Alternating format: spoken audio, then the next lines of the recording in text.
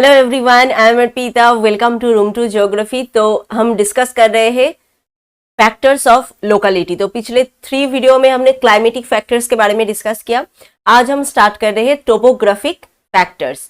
तो topographic factors के अंदर क्या क्या है? Topography is the description of the physical feature of a place. कोई एक जगह का जो फिजिकल फीचर्स है उसका डिस्क्रिप्शन जो है, मतलब जैसे वो फिजिकल फीचर्स रहता है वही है topography.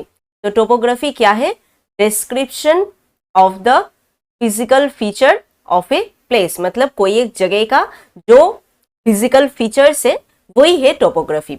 It describe configuration of the ground, altitude, slope and aspect. तो इसके अंदर क्या क्या है? कोई एक प्लेस जैसे भी हो सकता है, उस जगह का ऑल्टीट्यूड जैसा है, उस पे माउंटेन है या प्लेन एरिया है या प्लेटो एरिया है, जैसे भी है वही है मेनली टोपोग्राफी। तो इसके अंदर क्या क्या मतलब डिस्क्राइब किया जाता है? Configuration of the ground, ground का कॉन्फ़िगरेशन कैसा है, ऑल्टीट्यूड कैसा है उस जगह का, स्लोप कैसा है एंड एस्पेक्ट कैसा है। This features affect the local climate, soil formation process, soil moisture and vegetation. तो ये सब जो फीचर्स है टोपोग्राफी का, ये सब जो फीचर्स है ये सभी चीज को अफेक्ट करती है। जैसे क्लाइमेट को अफेक्ट करते हैं, इसकी वजह से क्लाइमेट एक एक जगह पे अलग अलग टाइप का होता है। सॉइल का फॉर्मेशन वो भी अलग टाइप का होता है।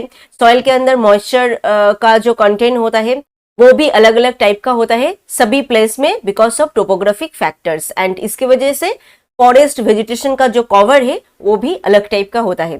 तो टोपोग्राफिक फैक्टर्स के अंदर mainly configuration of the ground, altitude, slope and aspect, इसका इंपॉर्टेंस एंड इसका इफेक्ट कैसे हो रहा है vegetation and total forest cover के ऊपर, उस प्लेस के ऊपर, वही है आज का मेन डिस्कशन। तो टोपोग्राफिक फैक्टर्स जो है उसका क्या क्या इफेक्ट है वेजिटेशन के ऊपर एंड फॉरेस्ट के ऊपर। Classification of topographic factors. तो टोपोग्राफिक फैक्टर्स के अंदर हम आज क्या क्या डिस्कस करेंगे? एक है कॉन्फ़िगरेशन ऑफ लैंड सरफेस, दूसरा है ऑल्टीट्यूड, थर्ड है स्लोप एंड फोर्थ है एस्पेक्ट एंड एक्सपोजर। ये 4 का जो इफेक्ट है वेजिटेशन के formation and soil formation and forest का कवरेज, इन सब के ऊपर वो ही है आज का मेन डिस्कशन। तो एट फर्स्ट है कॉन्फ़िगरेशन ऑफ लैंड सरफेस। इसका क्या इफेक्ट है forest and land area, vegetation, इन सब के ऊपर। तो कॉन्फ़िगरेशन ऑफ अर्थ सरफेस और land surface, the direction of mountain chain, distance from the sea has the great climatic significance. तो अर्थ सरफेस का कॉन्फ़िगरेशन कैसा है उस जगह का, माउंटेन का डायरेक्शन कैसा है, कौन से डायरेक्शन में माउंटेन है, एंड वो जो प्लेस है वो सी से कितने डिस्टेंस में वो रहता है, उसका डिस्टेंस कितना है फ्रॉम द सी, इन सब का बहुत बड़ा इंपैक्ट होता है क्लाइमेट के ऊपर। तो direction of wind, humidity, rainfall, ये सब कुछ जो है क्लाइमेटिक जो चीजें होता है सब कुछ इस कॉन्फ़िगरेशन ऑफ लैंड सरफेस के ऊपर डिपेंडेंट है। Rock type, effect on soil water supply. तो कोई एक जगह का रॉक टाइप कैसा होगा एंड वो सॉइल वाटर का जो सप्लाई है उसके ऊपर बहुत ज्यादा इफेक्ट करता है। अगर रॉक बहुत बड़ा टाइप का होता है तो उस जगह सॉइल वाटर इजीली उस जगह से, मतलब वाटर सॉइल के अंदर जा सकता है। अगर रॉक छोटा छोटा होता है तो उस जगह से वाटर जो है इजीली नीचे नहीं जा सकता है। तो ये सब चीज का effect type of vegetation and किस टाइप का वेजिटेशन होगा, कितना डिस्ट्रीब्यूशन होगा वेजिटेशन का, सबके ऊपर डिपेंड करता है। तो कॉन्फ़िगरेशन ऑफ लैंड सरफेस के अंदर मेनली क्या क्या है? डायरेक्शन ऑफ माउंटेन, माउंटेन किस तरफ डायरेक्टेड है, एंड सी से इसका डिस्टेंस कितना है, ये सब क्लाइमेटिक जो सब चीजें हैं जैसे direction of wind, humidity, rainfall, इन सब के ऊपर मतलब बहुत ज्यादा इफेक्ट डालता है। मतलब ये सब जो चीजें हैं क्लाइमेटिक चीजें हैं ये लैंड सरफेस एंड कॉन्फ़िगरेशन इन सब के ऊपर डिपेंडेंट है। रॉक का टाइप भी यहाँ पे अफेक्ट करता है। सॉइल वाटर सप्लाई कितना होगा, रॉक अगर बड़ा होता है तो अलग टाइप का होता है, रॉक अगर स्मॉल होता है तो उस जगह पे अलग टाइप का वाटर सप्लाई होता है। तो सब कुछ यहाँ पे डिपेंडेंट है एक दूसरे के ऊपर, एंड इन सब के ऊपर डिपेंडेंट है टाइप ऑफ वेजिटेशन। नेक्स्ट क्या है? Effect of air are more in the hill tops in comparison to the valleys. तो इफेक्ट ऑफ एयर और विंड, इसका जो इफेक्ट है हिल टॉप के ऊपर ज्यादा होता है बट वैली के ऊपर कम होता है। तो इसकी वजह से वेजिटेशन का कवरेज भी अलग अलग टाइप का होगा। Topography affect forest vegetation through its influence on rainfall distribution. Obviously अलग अलग टोपोग्राफिक एरिया में रेनफॉल का डिस्ट्रीब्यूशन अलग अलग टाइप का होता है। प्लेन एरिया के ऊपर एक टाइप का रेनफॉल होता है, हिल एरिया के ऊपर अलग टाइप का रेनफॉल होता है, एंड जो प्लेटो एरिया है उस जगह के ऊपर अलग टाइप का रेनफॉल होता है। तो रेनफॉल का डिस्ट्रीब्यूशन टोपोग्राफी के वजह से, स्लोप के वजह से अलग अलग टाइप का होता है अलग अलग जगह पे। तो इसकी वजह से रेनफॉल के डिस्ट्रीब्यूशन की वजह से फॉरेस्ट का जो कवरेज है, वेजिटेशन का जो कवरेज है, वो सब भी अलग अलग जगह पे अलग अलग टाइप का होता है। Rainfall is higher on the windward side in comparison to the leeward side. तो विंडवर्ड साइड क्या है एंड लीवर्ड साइड क्या है? अगर कोई एक हिल एरिया होता है यहाँ पे, एंड यहाँ पे क्लाउड फॉर्मेशन हुआ है, तो रेन मेनली इस जगह पे ज्यादा होगा। एंड जब क्लाउड इस साइड में जब आएगा, यहाँ से मेनली ज्यादा मॉइस्चर वो लेगा। यहाँ पे सी एरिया है एंड यहाँ पे सन है, सन का डायरेक्शन इधर है, तो यहाँ से वो ज्यादा मॉइस्चर लेगा एंड यहाँ पे ही वो जो क्लाउड जो है वो फॉर्म करेगा एंड इधर ही ज्यादा करके बारिश होगा। एंड वो क्लाउड जब इस साइड में आएगा तो इसमें ज्यादा मॉइस्चर नहीं रहेगा, क्योंकि इस जगह पे पूरा रेनफॉल हो गया है, तो इसके वजह से यहाँ पे ज्यादा बारिश नहीं होगा। तो ये है लीवर्ड साइड एंड ये है विंडवर्ड साइड। जिस साइड में बारिश होता है वो है विंडवर्ड साइड, ठीक है। ये है विंडवर्ड साइड एंड ये है लीवर्ड साइड। क्योंकि इस जगह पे जब क्लाउड आता है हिल टॉप को क्रॉस करके, तब यहाँ पे ज्यादा मॉइस्चर इसके अंदर नहीं रहता है, तो रेनफॉल विंडवर्ड साइड में ज्यादा होता है एंड लीवर्ड साइड में कम होता है। तो इसकी वजह से ये जो साइड है हिल टॉप का, इस साइड में ज्यादा करके फॉरेस्ट का कवरेज हम देख पाएंगे, बट इस साइड में ज्यादा हम नहीं देखेंगे। Soil of lower land of the slope has more fertile in comparison to the higher ridge। तो lowland एरिया में, जो प्लेन एरिया होता है, उस सब एरिया में सॉइल मेनली मोर फर्टाइल होता है, बट हायर रिज एरिया में ज्यादा फर्टाइल नहीं होता है। तो इसकी वजह से वेजिटेशन का कवरेज भी अलग अलग होगा।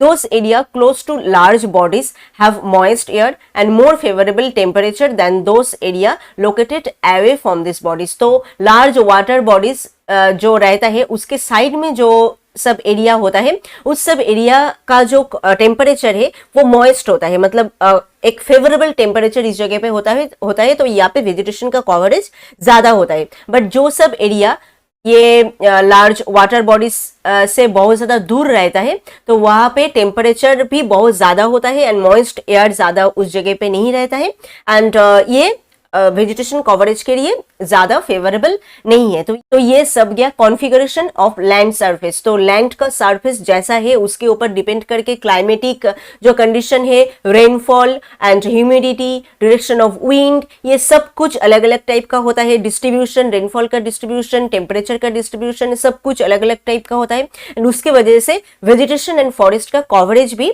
अलग अलग टाइप का होता है। इस इमेज में अगर हम देखेंगे तो ये जो हमने कहा अभी levered side and windward side में ज्यादा बारिश होता है, क्योंकि यहाँ पे जो है वाटर बॉडी है एंड यहाँ से ज्यादा करके एयर यहाँ पे आ रहा है, इवापोरेट हो रहा है एंड यहाँ पे क्लाउड फॉर्म किया है एंड इस पार्ट में ज्यादा बारिश हुआ है, तो इसकी वजह से यहाँ पे ज्यादा फॉरेस्ट का कवरेज हम देख पा रहे हैं। बट रेन शेडो एरिया और लीवर्ड साइड जो है, यहाँ पे जब क्लाउड आता है तो उसके अंदर मॉइस्चर नहीं रहता है एंड यहाँ पे ज्यादा वेजिटेशन कवरेज इसकी वजह से नहीं है। तो ये एक रीजन गया। एंड यहाँ पे एलिवेशन जैसा है उसके ऊपर बेस करके अलग अलग टाइप का फॉरेस्ट है, ये हम बाद में भी डिस्कस करेंगे। स्लोप के अंदर जैसा एलिवेशन है, जितना हम हिल टॉप के ऊपर जाएंगे वहाँ पे आइस एरिया ज्यादा होगा, तो वहाँ पे ज्यादा फॉरेस्ट हम नहीं देखेंगे। जितना प्लेन एरिया में आएंगे उस जगह पे हम ज्यादा फॉरेस्ट कवरेज देखेंगे, क्योंकि प्लेन एरिया में सॉइल भी फर्टाइल है, सॉइल फॉर्मेशन भी अच्छा है, रेनफॉल डिस्ट्रीब्यूशन भी ठीक ठाक है, तो इसकी वजह से यहाँ पे ज्यादा करके जो है फॉरेस्ट वगैरह होता है। एंड अलग अलग एलिवेशन में अलग अलग टाइप का फॉरेस्ट होता है, दिखने में भी वो अलग अलग टाइप का होता है। तो रेनफॉल का डिस्ट्रीब्यूशन भी जिस जिस जगह पे जैसा है, जैसे ये है लार्ज वाटर बॉडीज, हमने कहा अभी लार्ज वाटर बॉडीज से अगर डिस्टेंस ज्यादा हो जाता है तो वहां पे फॉरेस्ट कवरेज धीरे धीरे कम होता है एंड जितना वाटर बॉडी के साइड में रहेगा उस जगह पे एयर होगा मॉइस्ट एंड टेम्परेचर भी फेवरेबल होगा, तो उसके वजह से वहां पे फॉरेस्ट का जो डिस्ट्रीब्यूशन है वो ठीक ठाक होगा। तो ये है लार्ज वाटर बॉडीज एंड इसके साइड में जो यहाँ पे क्लाउड फॉर्म किया है एंड यहाँ पे आप देख रहे हैं कि ज्यादा करके वेजिटेशन हुआ है एंड जितना दूर जा रहे हैं हम वाटर बॉडीज से उतना क्लाउड फॉर्मेशन भी कम है एंड वेजिटेशन का कवरेज भी धीरे धीरे कम हो रहा है। तो ये गया total configuration of land surface and उसका effect on forest coverage and vegetation. Next क्या है, altitude and latitude. Altitude affect solar radiation. एक एक ऑल्टीट्यूड में सोलर रेडिएशन का जो डिस्ट्रीब्यूशन है वो अलग अलग टाइप का होता है। तो altitude affect solar radiation and उसकी वजह से टेम्परेचर भी अफेक्टेड होगा, रेनफॉल भी अफेक्टेड होगा एंड वो लास्ट में जाके वेजिटेशन को अफेक्ट करेगा। Air at higher altitude is clear so the solar radiation has to pass through lesser turbid atmosphere than the place with low altitude. तो हायर ऑल्टीट्यूड में क्या होता है, एयर मेनली क्लियर होता है एंड इसकी वजह से सोलर जो रेडिएशन है लेसर टार्बिड एटमॉस्फेयर उसको पास करता है, बट लो ऑल्टीट्यूड में ऐसा नहीं होता है। Solar radiation increases with increasing altitude. तो ऑल्टीट्यूड इंक्रीजिंग ऑल्टीट्यूड बढ़ने के साथ साथ सोलर रेडिएशन भी बढ़ता है। Solar radiation increases with increasing altitude and air gets rare at higher altitude and increasingly incapable of absorbing and retaining heat. तो there is a fall in temperature with increase in altitude. तो altitude जब बहुत ज्यादा बढ़ जाता है तो तब क्या होता है, टेम्परेचर धीरे धीरे उस जगह पे कम होता है। Rainfall increases with increasing in altitude up to 1220 metre. तो 1222 मीटर तक ऑल्टीट्यूड बढ़ने के साथ साथ रेनफॉल बढ़ता है, बट उसके बाद जितना हाइट बढ़ेगा उतना रेनफॉल कम होगा। तो इन सब चीज का इफेक्ट वेजिटेशन के ऊपर तो होगा ही। इमेज में अगर हम देखेंगे, ये है अर्थ एंड इसका ये है ऑल्टीट्यूड डिस्ट्रीब्यूशन, ये है इक्वेटर, ये है tropic of cancer and arctic centre जो है 30 degree north 60 degree north, tropic of capricorn, ये है Antarctic area.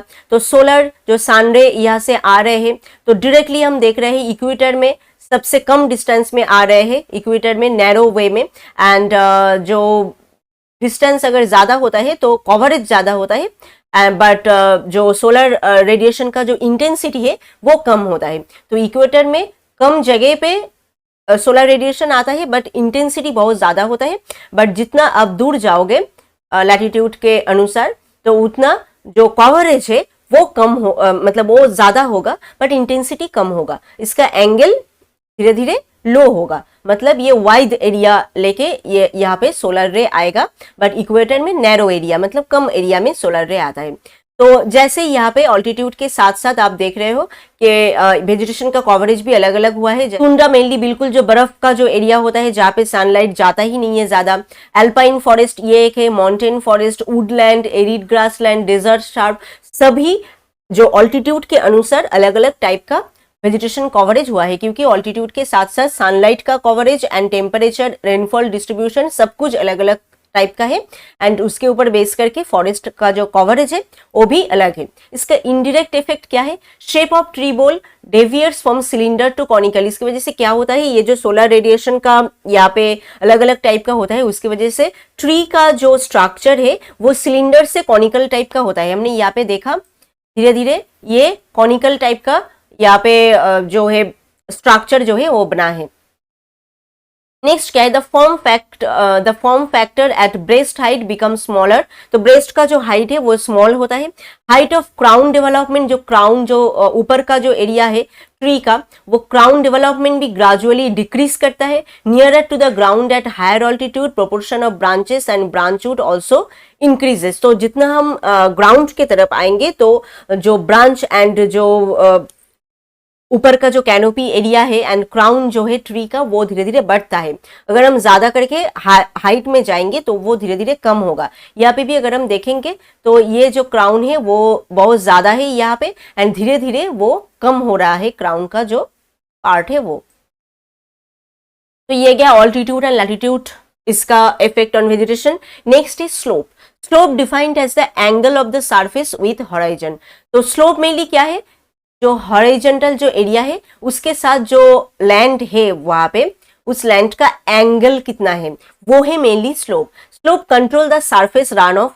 Surface run of को ये कंट्रोल करता है। अगर कोई एक एरिया ऐसा होगा, इसका स्लोप ऐसा होगा, तो यहाँ पे अगर बारिश होता है तो बारिश का जो पानी है वो धीरे धीरे यहाँ से बह के चले जाएगा। तो स्लोप ज्यादा अगर ऊंचा होता है तो उस जगह से रन ऑफ ज्यादा होता है, एंड अगर स्लोप ऐसे ग्राउंड के साथ कम होता है, एंगल कम होता है, तो उस जगह पर रन ऑफ कम होता है। तो slope control the surface run of.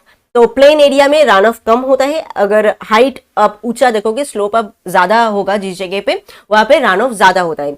And इसकी वजह से soil erosion and amount of water that percolate vertically downward, सब कुछ यहाँ पे कंट्रोल होता है, क्योंकि प्लेन एरिया में रन ऑफ कम होगा, यहाँ पे एंगल, स्लोप का एंगल कम है, रन ऑफ कम होगा, एंड सॉइल इरोशन भी यहाँ पे कम होगा, एंड वाटर इस जगह पे रहेगा, रन ऑफ नहीं होगा। तो इसका मतलब क्या है, इस जगह पे वाटर रहेगा एंड वाटर वर्टिकली सॉइल के अंदर जाएगा। बट इस जगह पे क्या होगा, यहाँ पे अगर बारिश होता है तो पूरा पानी रन ऑफ करके गिर जाएगा, रन ऑफ के साथ साथ यहाँ का जो सॉइल है वो इरोड होके उसके साथ चला जाएगा, एंड यहाँ पे अंदर जाने के लिए, नीचे आने के लिए वाटर बचा ही नहीं रहेगा, तो पार्कुलेशन भी यहाँ पे ज्यादा नहीं होगा। तो स्लोप अगर ज्यादा होता है तो रन ऑफ भी बढ़ता है, सॉइल इरोशन भी बढ़ता है, एंड अमाउंट ऑफ पार्कुलेशन जो है वो धीरे धीरे कम होता है। एंड स्लोप एंगल अगर कम होता है, मतलब जो प्लेन एरिया अगर होता है, तो वहां पे रन ऑफ कम होता है, सॉइल इरोशन भी कम होता है, एंड पार्कुलेशन भी अच्छा होता है। ठीक है, हायर द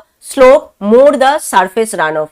हमने अभी जो कहा वही है, यहाँ पे स्लोप अगर ज्यादा होता है तो सरफेस रन ऑफ ज्यादा होता है, एंड सॉइल इरोशन भी ज्यादा होता है, एंड पार्कुलेशन कम होता है। एंड स्लोप अगर कम होता है तो इसका पूरा उल्टा होगा, सरफेस रन ऑफ भी कम होगा, सॉइल इरोशन भी कम होगा, एंड पार्कुलेशन भी ज्यादा होगा। Slope control intensity of solar radiation. Solar radiation के इंटेंसिटी भी कंट्रोल करता है। सोलर रेडिएशन कितना इंटेंसली आएगा उस जगह पे, स्लोप के ऊपर वो डिपेंड करता है। इन forest vegetation better growth is observed on land with moderate slope. अगर मॉडरेट टाइप का स्लोप होता है तो सॉइल वेजिटेशन उस जगह पे ज्यादा करके ग्रो करता है। तो स्लोप का जो हमने देखा, high slope, low slope and moderate slope, तो उसमें moderate slope is main important for forest vegetation. ठीक है,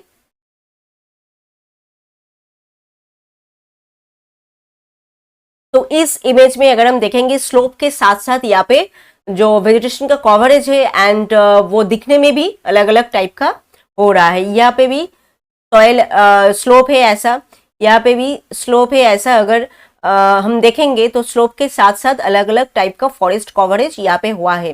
तो मॉडरेट टाइप का अगर स्लोप होता है तो उस जगह पे हम फॉरेस्ट कवरेज ज्यादा देखते हैं। रॉक टाइप, ये सब कुछ इसके ऊपर डिपेंड करता है कि वहां पे फॉरेस्ट टाइप कैसा होगा। नेक्स्ट क्या है, forest classification based on it's gradient. तो स्लोप का ग्रेडियंट जैसा है उसके ऊपर फॉरेस्ट कैसे क्लासिफाई होता है, मतलब एक एक ग्रेडियंट एरिया में फॉरेस्ट का कवरेज कैसा होता है, उसका डिस्ट्रीब्यूशन कैसा होता है, एंड उसका शेप एंड साइज वगैरह ये सब कैसा कैसा होता है वो।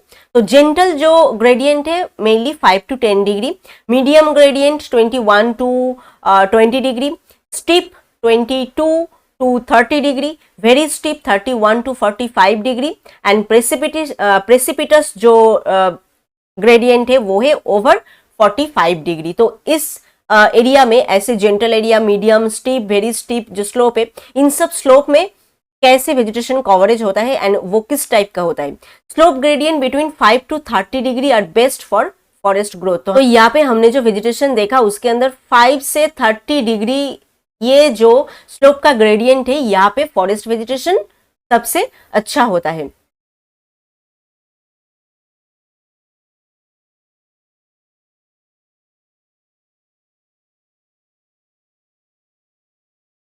ठीक है, यहाँ पे सबसे अच्छा फॉरेस्ट वेजिटेशन होता है। Gradient above 45 degree is very negative for forest growth. तो यहाँ पे अबव 45 डिग्री में क्या है, प्रेसिपिटस, ये जो स्लोप का जो एरिया है, ग्रेडियंट है, तो यहाँ पे ज्यादा फॉरेस्ट वेजिटेशन अच्छा नहीं होता है। तो 5 to 30 डिग्री का जो स्लोप ग्रेडियंट है वहां पे मेनली हम बेस्ट फॉरेस्ट ग्रोथ देखते हैं। तो लो स्लोप ग्राउंड, जहाँ पे लो स्लोप है, उस जगह का कैरेक्टरिस्टिक्स क्या है एंड वो कैसे फॉरेस्ट कवरेज के ऊपर इफेक्ट करता है। तो डीप सॉइल इस जगह पे हम देखते हैं लो स्लोप एरिया में। Tree root have scope for free development, tree root का फ्री डेवलपमेंट का स्कोप है क्योंकि स्लोप लो है एंड एरिया भी ब्रॉड है। Drainage is poor with result swamp like situation, drainage इस जगह पे पुअर है एंड स्वैम्प लाइक सिचुएशन क्यों होता है, क्योंकि स्लोप का एंगल कम है जो लैंड एरिया है वो उसके साथ, तो वहां से जो वाटर जो है वो जल्दी उस जगह से नहीं जा पाता है, तो एक जगह पे रह जाता है, तो स्वैम्प लाइक एक सिचुएशन वहां पे होता है। जेंटल स्लोप में अगर हम देखेंगे जो 5 to 10 डिग्री का है, हाइस्ट यील्ड, तो यहाँ पे वेजिटेशन अच्छा होता है। मीडियम स्लोप में मॉडरेट डीप सॉइल देखते हैं हम, supply of soil moisture is adequate, support dense forest. तो मॉडरेट स्लोप में हमने अभी कहा कि 5 to 30 डिग्री के अंदर सबसे अच्छा फॉरेस्ट ग्रोथ होता है। तो मॉडरेट स्लोप में पहले भी हमने कहा था, मीडियम जो स्लोप होता है, मॉडरेट जो स्लोप होता है, वहां पे फॉरेस्ट वेजिटेशन अच्छा होता है। तो यहाँ पे डेंस टाइप का फॉरेस्ट होता है। And high yield of timber, जो टिम्बर हम यूज करते हैं बहुत सारे चीज के लिए, and economic purpose and industry के पर्पस, उसके लिए ये मीडियम स्लोप जो है ये सबसे ज्यादा इंपॉर्टेंट है। Steep slope have shallow soil suitable for shallow rooted plant. तो शैलो रूटेड जो प्लांट्स है उसके लिए steep soil is suitable. And very steep जो स्लोप है, वेरी थिन सॉइल हम देखते हैं वेरी स्टीप स्लोप में, क्योंकि इस जगह से सॉइल इरोशन बहुत ज्यादा होता है, इसलिए थिन सॉइल हम देखते हैं। मेनी रॉक एंड बोल्डर यहाँ पे रहता है, सरफेस के चारों तरफ मतलब फैला के रहता है, many rocks and boulder. Short tree species and stunt growth thrive on then, यहाँ पे मेनली हम शॉर्ट टाइप का ट्री देखते हैं क्योंकि सॉइल यहाँ पे थिन है। Precipitous slope mainly above 45 degree, do not sustain a continuous forest. यहाँ पे अच्छा फॉरेस्ट बिल्कुल नहीं होता है, कुछ जगह पे छोटा छोटा ग्रुप बना के ट्रीज यहाँ पे हम देखते हैं, बट फॉरेस्ट कवरेज यहाँ पे नहीं होता है। तो ग्रेडियंट के ऊपर बेस करके फॉरेस्ट का क्लासिफिकेशन में हमने मेनली क्या देखा, जैसा ग्रेडियंट है उसके अंदर से 5 से 30 डिग्री लेके जो स्लोप ग्रेडियंट है वहां पे हम फॉरेस्ट का डिस्ट्रीब्यूशन सबसे अच्छा देखते हैं। And over 45 degree forest distribution बिल्कुल नेगेटिव है, वहां पे ज्यादा फॉरेस्ट नहीं होता है, कुछ जगह पे स्कैटर्ड हम फॉरेस्ट वहां पे देखते हैं। एंड इसके अंदर मीडियम स्लोप जो है वहां पे हम सबसे ज्यादा डेंस फॉरेस्ट जो है वो हम देखते हैं। नेक्स्ट क्या है, aspect. Direction of slope is called aspect. तो स्लोप का डायरेक्शन कैसा है वो है एस्पेक्ट। एस्पेक्ट के ऊपर सोलर रेडिएशन भी डिपेंड करता है, रेनफॉल, मॉइस्चर कंटेंट, ये सब डिपेंड करता है। Aspect determine the amount of exposure of solar radiation. तो स्लोप का डायरेक्शन कैसा होगा उसके ऊपर डिपेंड करेगा सोलर रेडिएशन कैसे उस जगह पे एक्सपोज करेगा, कैसे उस जगह पे आएगा। मॉडिफाई द मॉइस्चर कंटेंट, इसकी वजह से मॉइस्चर कंटेंट भी अलग अलग होता है। Temperature of soil and air and density of vegetation and kind of vegetation, सब कुछ इसके ऊपर डिपेंड करता है। इसकी वजह से सॉइल का टेम्परेचर भी अलग होता है। सोलर रेडिएशन के ऊपर डिपेंड करेगा सॉइल का टेम्परेचर उस जगह पे कैसा होगा, एयर डेंसिटी उस जगह पे कैसा होगा, एंड उसके ऊपर कैसे वेजिटेशन डिपेंड करेगा। ठीक है। Amount of heat absorbed by the soil and temperature of soil depend on how vertically और near to vertical the sun's ray strike on it. तो soil temperature, amount of heat उस जगह पे कितना है उसके ऊपर डिपेंड करेगा सॉइल के अंदर कितना सॉइल के अंदर कितना हीट एब्जॉर्ब हो रहा है, एंड टेम्परेचर भी उस जगह पे कैसा हो रहा है। अगर वर्टिकल होता है तो सन रे पूरा मतलब स्ट्राइक करता है लैंड के ऊपर, अगर वर्टिकल नहीं होता है तो उस जगह पे सन रे पूरा डायरेक्टली वहां पे नहीं आता है। Sun rays strike the soil surface more obliquely on north aspect than on south aspect। तो more जो soil surface ऊपर हम obliquely जो sun ray strike करता है mainly northern part में, not in southern part। This increased more vaporization in south and become drier. तो इसकी वजह से साउथ का जो पार्ट है वो ड्रायर होता है mainly. In mountain tree grow at altitude lower than there normal range on the north aspect. तो इसकी वजह से नॉर्दर्न एस्पेक्ट में माउंटेन ट्री जो है ज्यादा ग्रो नहीं करता है, नॉर्मल से कम होता है। And above there normal range on the more Sunny and warmer southern slope. तो सादर्न स्लोप मेनली मोर सनी होता है एंड वार्मर होता है, तो उस जगह पे ज्यादा करके नॉर्मल रेंज से ज्यादा हम वेजिटेशन का कवरेज देखते हैं। Warmer and drier southern slope in dry region are not favourable for forest vegetation. तो ड्राई रीजियन का जो वार्मर एंड ड्रायर जो पार्ट हमने कहा अभी सादर्न स्लोप में होता है, तो वो फॉरेस्ट वेजिटेशन के लिए सुइटेबल नहीं है। Exposure, effect of exposure to a considerable extent gets modified towards the higher altitude. तो हायर ऑल्टीट्यूड में जो एक्सपोजर है वो मॉडिफाई होता है। Exposure decreases with distance from the equator. तो इक्वेटर से लैंड का डिस्टेंस कैसा होगा उसके ऊपर एक्सपोजर डिक्रीज करेगा, क्योंकि इक्वेटर के ऊपर सन रे पूरा डायरेक्टली आता है। तो ये अगर पृथ्वी होता है तो इसके बीच में होता है इक्वेटर, ये है 0 डिग्री, एंड यहाँ पे होता है सन, एंड डायरेक्टली यहाँ पे सन रे आता है एंड धीरे धीरे जब इक्वेटर से दूर जाएगा तो सनले एक्सपोजर जो है वो धीरे धीरे डिक्रीज करेगा, इसका इंटेंसिटी जो है वो धीरे धीरे डिक्रीज करेगा एंड उसके वजह से एयर करंट भी अलग अलग टाइप का होता है। Effect is greatest when the sun's rays strike the soil vertically, तो सॉइल को अगर वर्टिकली सन इफेक्ट करता है, जैसे इस जगह पे वर्टिकली पूरा आता है तो यहाँ पे सन रे वर्टिकली आता है एंड ये ज्यादा इफेक्टिव होता है। तो यहाँ पे अगर हम देखेंगे air temperature is warmer when afternoon sunshine air temperature and morning के टाइम में यहाँ पे एयर टेम्परेचर कोल्डर है एंड वैली एरिया में अलग टाइप का वेजिटेशन का जो कवरेज है वो है एंड हिल एरिया में अलग टाइप का वेजिटेशन का कवरेज जो है वो है एंड सन रेज का एक्सपोजर भी यहाँ पे अलग अलग टाइप का है। सन रे किस जगह पे डायरेक्टली गिर रहा है एंड किस जगह पे डायरेक्टली नहीं गिर रहा है उसके ऊपर डिपेंड करके सॉइल कैसा होगा उस जगह पे वो डिपेंड करता है एंड वेजिटेशन का कवरेज भी डिपेंड करता है। ये है स्लोप एरिया, तो यहाँ पे रन ऑफ स्लोप एरिया में ज़्यादा होता है एंड ये बिल्कुल वैली एरिया है, यहाँ पे स्वयं लाइक सिचुएशन हुआ है एंड जितना आप ऊपर की तरफ जाओगे तो वहाँ पे अब देखोगे रन ऑफ ज़्यादा होगा। तो ये है जेंटल स्लोप, हमने अभी कहा जेंटल स्लोप में 5 to 30 डिग्री के एंगल में जो फॉरेस्ट वेजिटेशन है वो सबसे अच्छा होता है। तो ये दो पार्ट मेनली फॉरेस्ट वेजिटेशन के लिए ज़्यादा इम्पॉर्टेंट है।